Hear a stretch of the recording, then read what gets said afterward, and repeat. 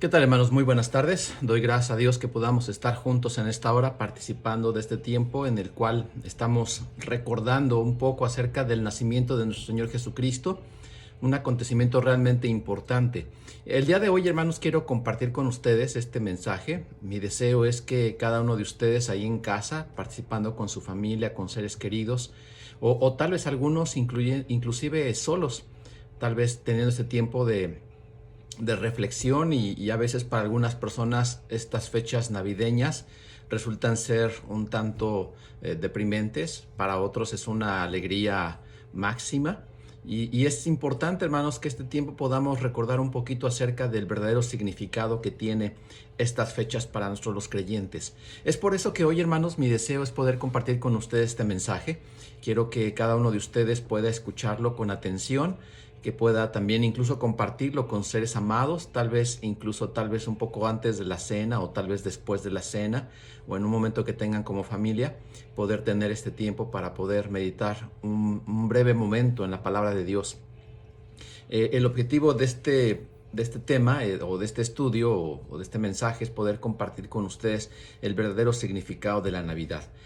Tenemos que entender, hermanos, que la Navidad habla de uno de los acontecimientos más importantes de la vida del creyente y es la encarnación de Dios, este Dios todopoderoso que se hizo hombre.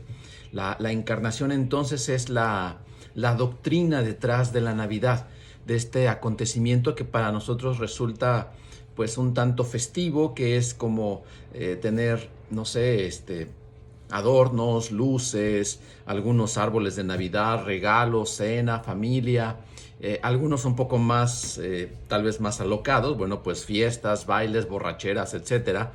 Pero al final de cuentas, el objetivo de Dios detrás de este acontecimiento es mostrarnos su infinito amor. Pero hoy quiero compartir con ustedes acerca de esto y precisamente es la enseñanza práctica que trae Dios a través de esta enseñanza. Es decir, cuando Él decide venir a la tierra, dejar su gloria para poder encarnarse, tomar forma de hombre y estar con nosotros, su objetivo era mostrarnos el camino que debemos de seguir para poder llegar a Él. Es decir, los seres humanos tenemos el deseo de estar con Dios en la eternidad. Bueno, pero ¿cómo podemos llegar a Dios? ¿Cómo podemos estar seguros que vamos a llegar con Dios? ¿Se puede tener la seguridad? Hay algunas personas que dicen, no, es que nadie puede estar seguro que va a llegar con Dios. Bueno, pues la Navidad precisamente habla de esto, de este camino que Dios abrió para que podamos llegar a Él, para que podamos llegar a tener la salvación. Vamos a buscar en un pasaje que no es tradicionalmente hablando de la Navidad, que no habla específicamente del nacimiento del Señor Jesús como tal, sino más bien de la doctrina que está detrás de este nacimiento, que es la encarnación. El pasaje es Filipenses capítulo 2. Filipenses capítulo 2. Vamos a leer del versículo 1 al versículo 11. Filipenses 2 del 1 al 11 lo voy a leer. Puede seguirlo con su vista.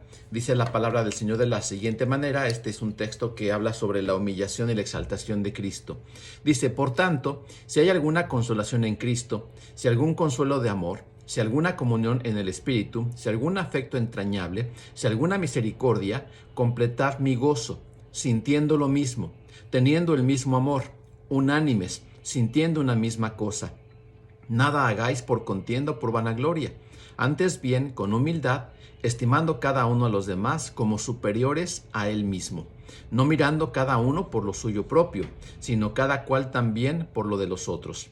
Haya pues en vosotros este sentir que hubo también en Cristo Jesús, el cual, siendo en forma de Dios, no estimó el ser igual a Dios como cosa a que aferrarse, sino que se despojó a sí mismo, tomando forma de siervo, hecho semejante a los hombres, y estando en la condición de hombre, se humilló a sí mismo, haciéndose obediente hasta la muerte.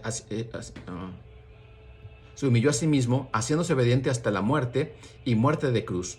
Por lo cual Dios también le exaltó hasta lo sumo y le dio un nombre que es sobre todo nombre, para que en el nombre de Jesús se doble toda rodilla de los que están en los cielos y en la tierra y debajo de la tierra, y toda lengua confiese que Jesucristo es el Señor, para gloria de Dios Padre. Bueno, pues aquí tenemos este pasaje que habla precisamente sobre la encarnación de Jesús, vamos a meditar específicamente a partir del versículo 5, donde comienza la invitación del apóstol Pablo para que nosotros tengamos el mismo sentir que Jesús. Y precisamente comienza con eso, diciendo que haya en nosotros este mismo sentir.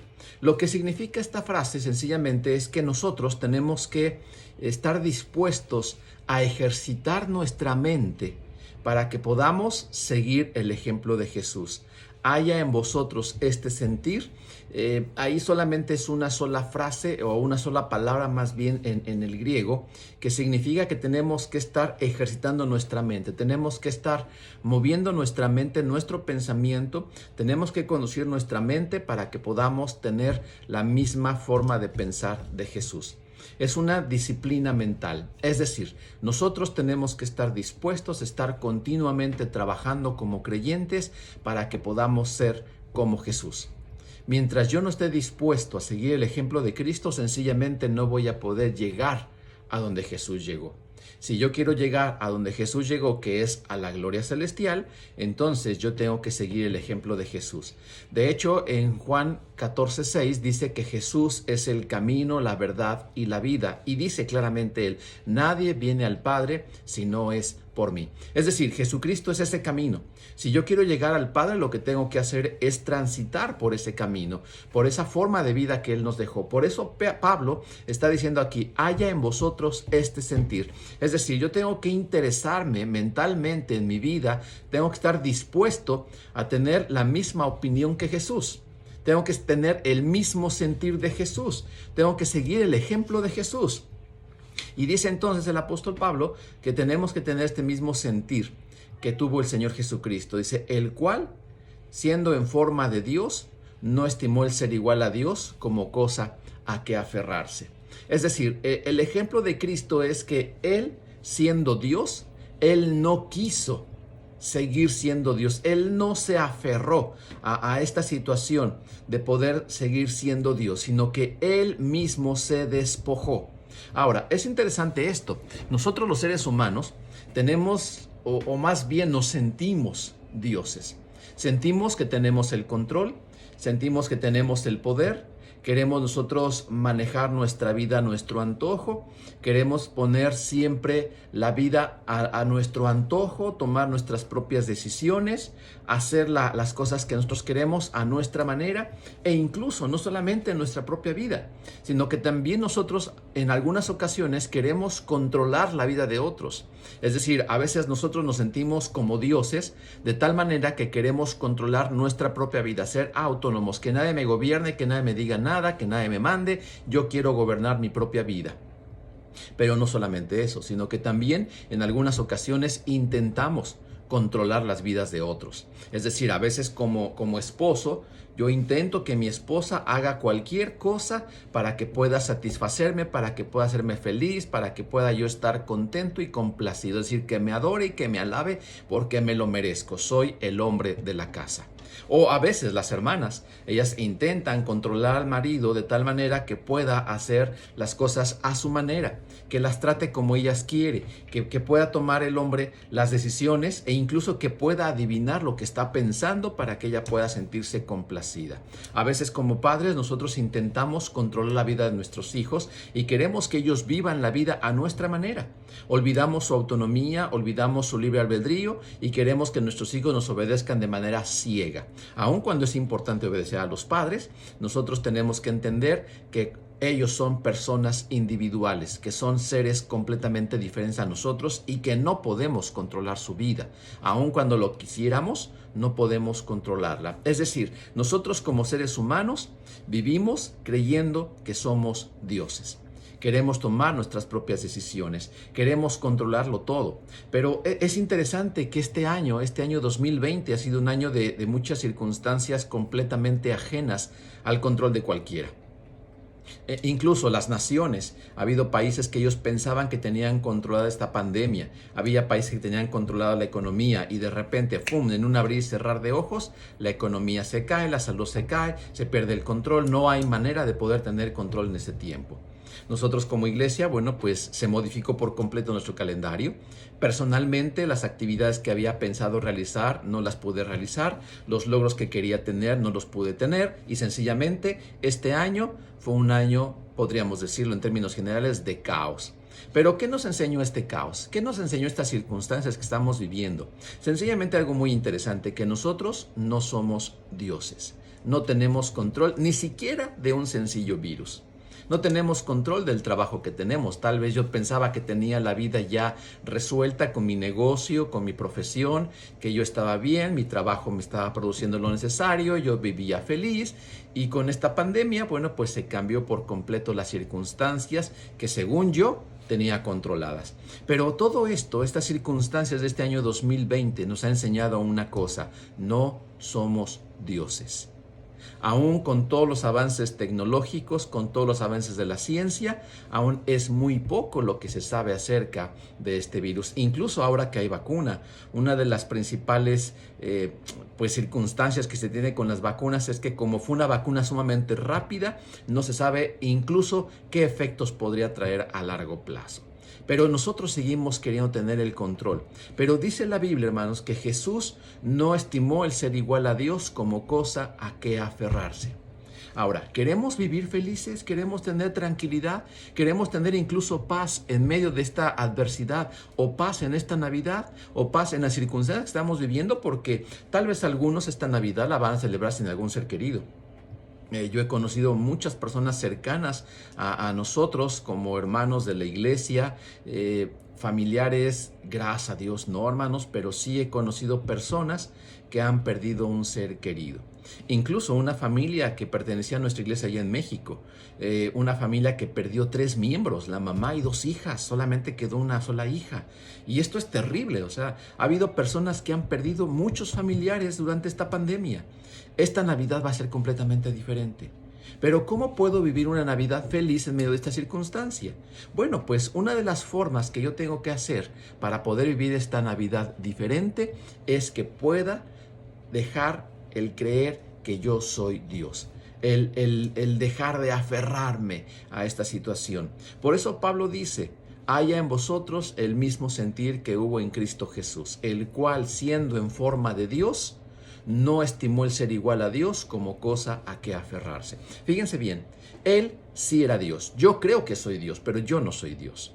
Jesús sí era Dios. Jesús sí estaba viviendo como Dios. Jesús sí vivía toda la plenitud de Dios. Es decir, cuando Él dice que no estimó el ser igual a Dios, esta frase de igual a Dios significa en la misma forma y en la misma cantidad. Es una frase en griego que significa eso: igual en forma, igual en cantidad. Es decir, Jesús no era casi Dios, un semidios, sino era Dios completo. Toda la cantidad de Dios, vamos a llamarlo de esta manera, todo el poder de Dios, toda la forma de Dios, Jesús la tenía. Y dice Pablo, no estimó el ser igual a Dios. Es decir, Él estuvo dispuesto a dejarse, a hacer a un lado. No estimó el ser igual a Dios como cosa a que aferrarse. Es decir, Él sí siendo Dios, no quiso seguir siendo Dios. No se aferró, no poseyó esa idea, sino que estuvo dispuesto a dejarlas. Y entonces vemos que esta es la esencia más grande de la Navidad. La encarnación, esta enseñanza teológica que nos habla acerca de la humillación de Jesús, que Jesús estuvo dispuesto a dejar, como dice ese himno de Emily Elliot, que estuvo dispuesto a dejar su trono y su corona por mí, al venir a nacer a Belén.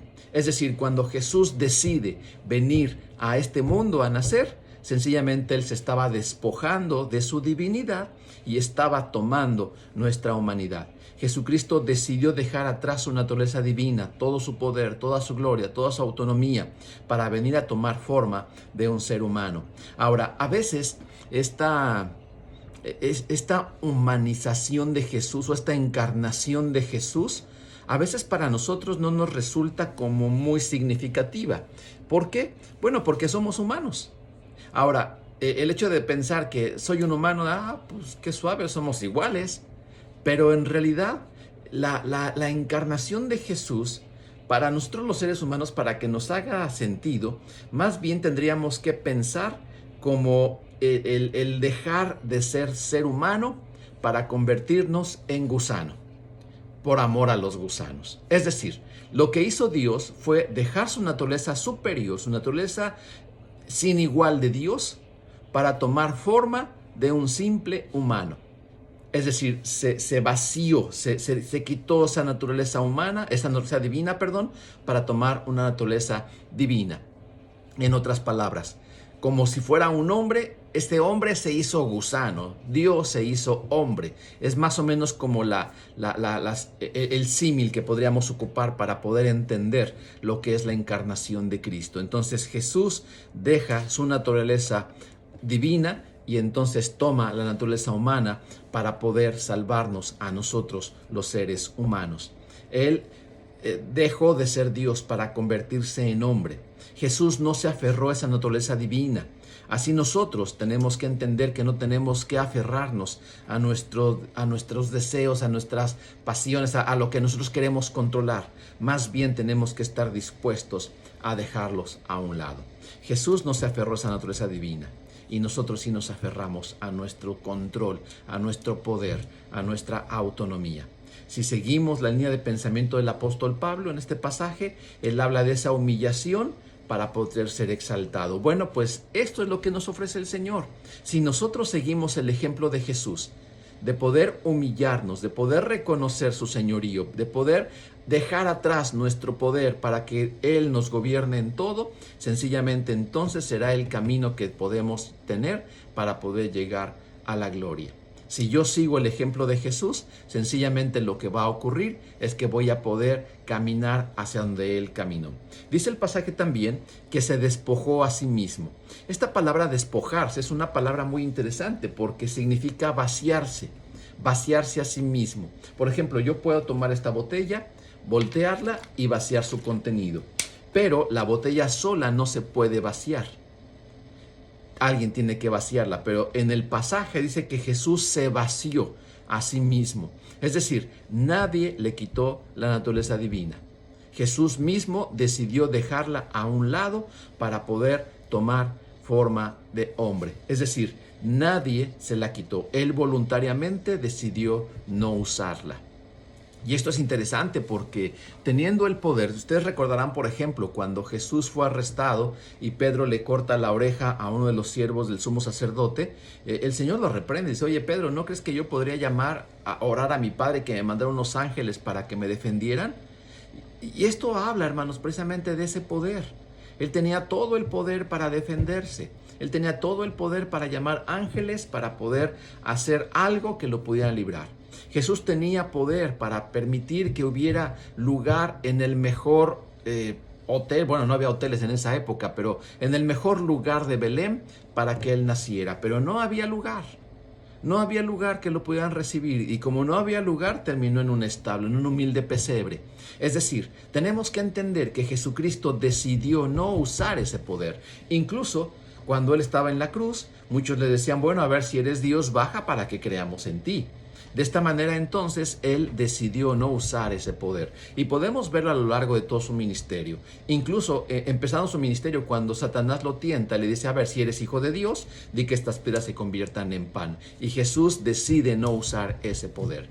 Bueno, pues entonces aviéntate desde el templo porque va a mandar a los ángeles, y Jesús decide no usar ese poder. Ahora, todo el poder que Jesús usó no es un poder divino. Es más bien ese poder del ser humano cuando se somete a lo divino. No es el poder que venía de él directamente, sino ese poder divino que viene cuando los seres humanos nos sometemos a Dios. Eso es lo que Él nos ofrece. Cuando Jesús dijo: y cosas mayores que estas haréis porque yo voy al Padre, nos está ofreciendo que nosotros como creyentes podemos realizar cualquier cosa que Él hizo porque Él está en nosotros, y cuando nos sometemos a su poder, entonces podemos hacer cualquier cosa. Y hermanos, esta es una esperanza para nosotros. Porque si nosotros estamos dispuestos a vaciarnos a nosotros mismos, y permitir que Dios nos llene, entonces sencillamente podremos disfrutar del poder de Dios en nuestra vida. Y entonces podremos hacer las mismas cosas que Jesús hacía, porque esa es la promesa que el Señor nos da. Eso es lo que el Señor nos está ofreciendo, que podemos hacer cosas mayores porque Él iba al Padre. Y entonces nosotros tenemos esta posibilidad de tener esa capacidad de ese poder que el Señor ofrecía. Dice entonces que Él se despojó a sí mismo, pero también dice tomando forma de siervo. Ahora, es interesante que cuando el Señor, al dejar su naturaleza divina, el Señor toma forma de siervo. Ahora, esta palabra siervo en el griego es una palabra que se refiere a un esclavo, y a un esclavo de baja condición. O sea, no un esclavo que sea un mayordomo, no, sino un esclavo de baja condición. Y entonces, fíjense muy bien, aun cuando Jesús literalmente no fue un esclavo, o sea, no estaba bajo un yugo de un amo, etcétera. Bueno, Israel sí estaba bajo el yugo de los romanos, aunque tenían ciertas libertades.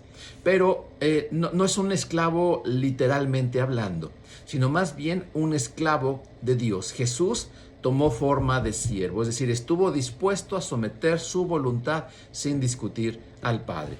El llamado del apóstol Pablo es entonces para que nosotros estemos dispuestos a ser esclavos de Dios, que estemos dispuestos a renunciar a nuestra voluntad y que tengamos nosotros también la disposición de renunciar a todos nuestros derechos para permitir que sea el Señor el que gobierne nuestra vida. Es decir, Él tomó forma de siervo.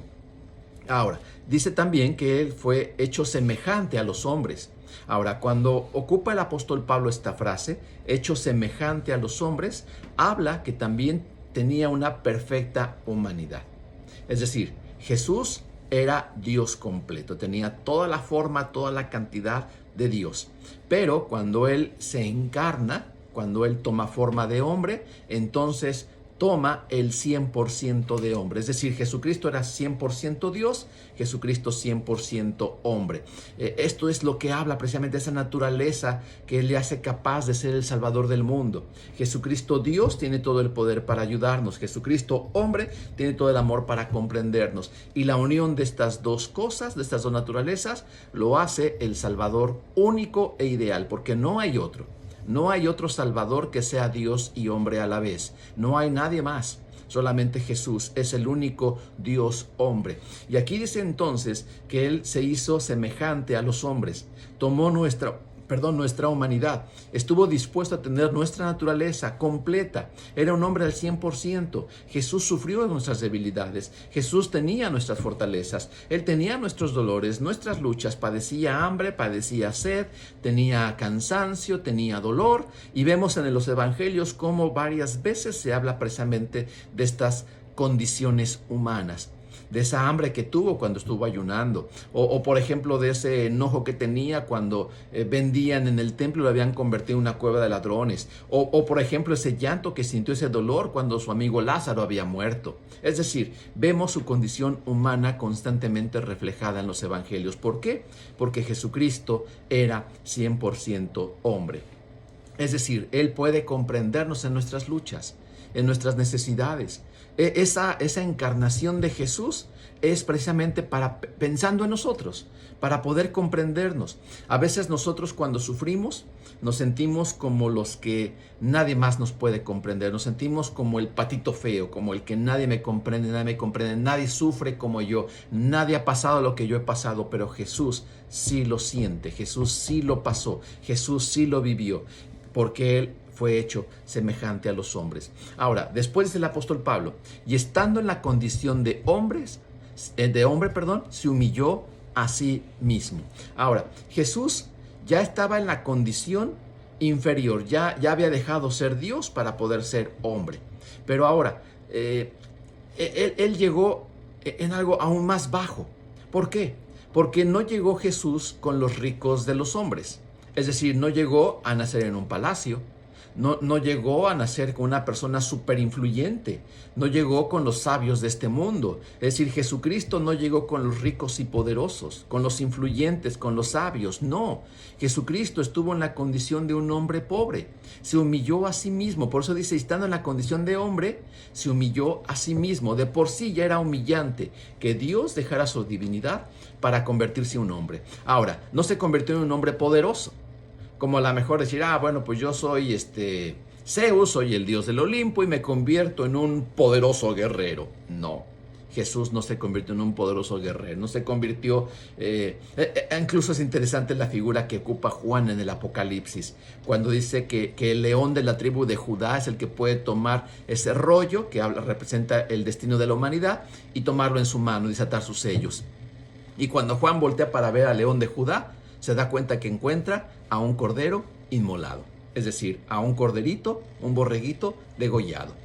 Ese león de Judá, hermanos, no llegó sorprendente como un hombre grande, un hombre poderoso, un hombre alardeante, un hombre vociferador, gritón, exagerado. No, hermanos, él llegó como un hombre humilde. Y dice que estando en esta condición de hombre pobre, se humilló a sí mismo, llegó a la condición más baja en su nacimiento. Ahora, nacer en un establo, pues es una imagen pintoresca que la podemos ver en los adornos navideños, ¿no? Vemos ahí la figura de José, de María, del niño, el borreguito, el burrito, los reyes, los magos del oriente, etc. Vemos estas imágenes y las vemos bonitas hasta como adorno. Pero usted se imagina una mujer dando a luz en un establo, sin ayuda profesional, es decir, no tenía por ahí un doctor, no había ni siquiera por ahí una partera que le pudiera ayudar, no. Una mujer sola con su marido dando a luz en un establo, rodeada de animales, tal vez paja, no sé, ahí pues sí, un burro, un caballo, no sé qué animales habría en ese establo, pero imagínense entonces, bueno, las mujeres, las hermanas que han dado a luz, o tal vez incluso los hombres que han podido entrar tal vez cuando la esposa está dando a luz en un hospital. Ahí en el quirófano, la mujer llena de sangre, el doctor haciendo lo suyo, sacando al bebé, y si el bebé no respira, pues dándole respiración, ayudándole, etcétera, limpiándolo inmediatamente. Podemos ver ahora una imagen de una mujer sola con su marido, tirada en la tierra, acostada tal vez, y dando a luz, y su esposo jalando al bebé, ayudándole, cortando el ombligo no sé con qué, envolviéndolo inmediatamente, tal vez limpiándolo, y la pobre María ahí pues sin una ayuda profesional. Es decir, la imagen que tenemos del pesebre es una imagen sumamente idealista y además adornada, pero que no refleja la realidad de lo que ocurrió en ese pesebre. María, esta mujer, dando a luz sola con su marido a un niño. Ahora, imagínese la escena. Y es ahí donde entonces vino a nacer Jesús. Un establo, sin la mínima asistencia médica, sin la higiene necesaria, y entonces vivió esta vida de hombre. Estando en la condición de hombre, se humilló a sí mismo. Un nacimiento humillante. Una familia no muy brillante, pues el papá sí era un artesano, pero en realidad pues no una gran capacidad económica. ¿Y esto por qué lo vemos? ¿Por qué se puede decir esto? Bueno, porque cuando Jesucristo fue presentado al templo, traían dos palominos para ofrecerlo en sacrificio al Señor, que según si leemos las Escrituras, las personas ricas pueden ofrecer un becerro, los más o menos un carnero, y los pobres ofrecían ahí unos palominos. Y los más pobres ofrecían harina. Claro, ellos no eran de los más pobres, pero sí era dentro de las personas pobres de la sociedad. Entonces vemos a este Jesús humano humillándose a sí mismo. Este Jesús, hermanos, que tuvo hambre, que sintió sed, que se deprimió, que tuvo frío, etcétera, que siente las mismas emociones que nosotros enfrentamos, se humilló a sí mismo. Ahora, esta humillación no fue solamente en su nacimiento. Vemos que, por ejemplo, parte de su vida él vivió con un estigma, el ser un hijo ilegítimo. La gente de su pueblo sabía que José no era el padre biológico de Jesús. Y entonces él recibía burlas por ser un bastardo, por ser una persona sin un padre oficialmente hablando. Aun cuando José asumió esa responsabilidad, el pueblo sabía que Jesús no era de José. Se humilló a sí mismo. Vemos que cuando estuvo ya predicando el Evangelio, muchos se burlaban de él, se humilló a sí mismo. Y entonces dice que se humilló a sí mismo, pero vean la siguiente frase, haciéndose obediente hasta la muerte. Y luego agrega a Pablo una frasita más, y muerte de cruz. Es decir, él llegó a ser obediente. Cuando dice haciéndose obediente, se habla de un proceso. Es decir, Jesucristo no nació santo, Jesucristo no nació sabio, Jesucristo fue creciendo igual que nosotros. Igual que nosotros crecemos en santidad, igual que nosotros crecemos en sabiduría, igual que nosotros crecemos en obediencia, Jesucristo fue haciéndose obediente hasta la muerte. Es decir, llegando a ser obediente, es decir, él tuvo el mismo proceso de crecimiento físico, emocional, intelectual y espiritual que todos los hombres. Llegó a una obediencia perfecta. ¿Pero cómo llegó a esta obediencia perfecta? Bueno, Hebreos 5:8 dice que aunque él era hijo, por lo que padeció, aprendió obediencia. Es decir, la forma en la cual Jesucristo aprendió a obedecer fue con sangre, con golpes y con dificultades, igual que nosotros. Es decir, las cosas que nos enseñan son las cosas que cuestan trabajo, las cosas difíciles. Es decir, esta pandemia si nos deja igual, entonces fue en vano. Tenemos que aprender. Tenemos que aprender, por ejemplo, a cuidar nuestra salud. Tenemos que aprender a tener, por ejemplo, control de nuestra vida, es decir, buena alimentación, ejercicio, cuidar nuestras defensas, etcétera. Pero no solamente eso, a ser previsores, pero también a entender que no tenemos el control y que las cosas pueden modificarse en cualquier momento y tenemos entonces que aprender a depender de Dios. Por eso tenemos que seguir aprendiendo y las cosas difíciles son las que nos enseñan. Jesucristo, por lo que padeció, aprendió obediencia. Es decir, tenemos que aprender a través de los procesos difíciles de la vida. Hoy algunas personas van a tener que aprender a vivir sin un ser querido. Algunos van a tener que aprender teniendo un ser querido en el hospital. Otros van a tener que aprender a estar solos porque tal vez por esta pandemia algunos no pudieron viajar y están solos, encerrados en su casa. Bueno, tienen que aprender esto. Es difícil definitivamente, pero Jesucristo por lo que padeció aprendió obediencia. Y entonces dice que haciéndose obediente hasta la muerte y muerte de cruz. Es decir, su obediencia fue tan perfecta que estuvo dispuesto a morir para agradar a Dios. Es decir, en el Getsemaní, usted recordará, allá en Mateo 26:42, cuando él ora diciendo, Padre, si es posible que pase de mí esta copa sin que yo la beba, pero no se haga mi voluntad, sino la tuya. Es decir, Jesucristo estuvo dispuesto a ser obediente hasta la muerte. Él no quería morir, pero Jesús estuvo dispuesto a decir, Señor, yo no quiero morir, pero si tú quieres, está bien, yo lo hago. Él no quería beber esa copa, pero dijo, yo no quiero beberla, pero no se haga mi voluntad, sino la tuya. Y Jesús bebió toda la copa hasta la última gota.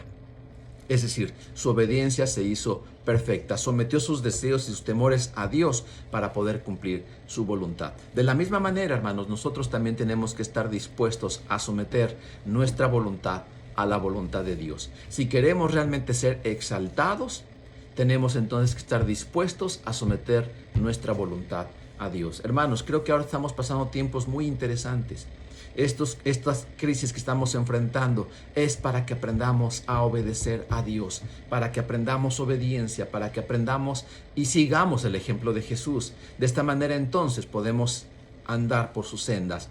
Y además también podemos ver cómo incluso él estuvo dispuesto a dar su vida. Por eso allá en Lucas 9:23 dice que tenemos que tomar nuestra cruz cada día para seguirle.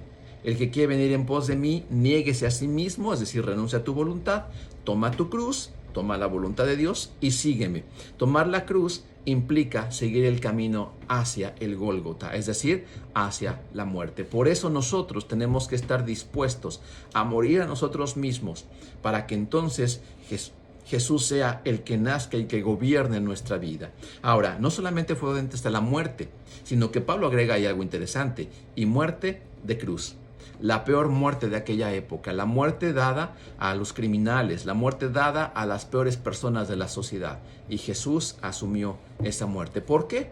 Si él no era la peor persona de la sociedad, no lo era en sus actos, pero sí lo era en su obra. ¿Por qué? Porque Jesucristo, aun cuando él no pecó, sí cargó todos nuestros pecados. Jesús sí se hizo maldito por nosotros. Jesús asumió toda nuestra condición, todas nuestras consecuencias, y estando en la cruz, Él fue cargado con todo el pecado de la humanidad. Incluso Dios tuvo que separarse de Él, porque ya no podía vivir con Él, debido a que todo el pecado que tenía, Dios se separa de Jesús por causa del pecado, porque la paga del pecado es muerte, y la muerte es separación con Dios, y Jesús se separa de Jesús, para entonces poder mostrar esa repugnancia al pecado.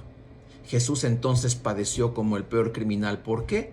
Porque nosotros somos esos peores criminales, y Él cargó nuestra condenación, nuestra culpa, nuestros delitos, nuestros pecados, para que nosotros pudiéramos tener vida eterna. Cuando Pablo dice, haciéndose obediente hasta la muerte y muerte de cruz, nos recuerda que Jesucristo estuvo dispuesto a padecer por nosotros para salvarnos. Y termina algo interesante, hermanos, con esta frase voy a acabar.